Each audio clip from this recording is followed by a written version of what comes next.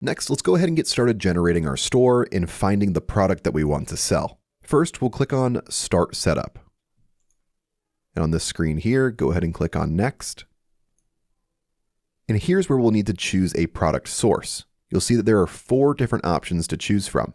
If you're dropshipping, you'll either go with Alibaba or AliExpress. And in this video, I'll be using AliExpress, so I'll make sure that this option is selected.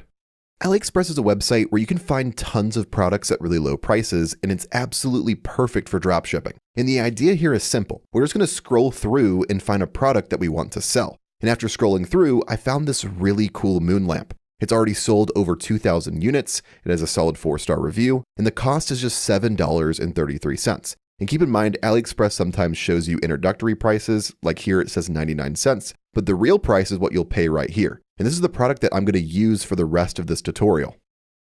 Okay, now back here on the AI Store Builder, now that I've found my product with AliExpress selected, I'm going to go down here and just simply paste in the product link from the AliExpress product page.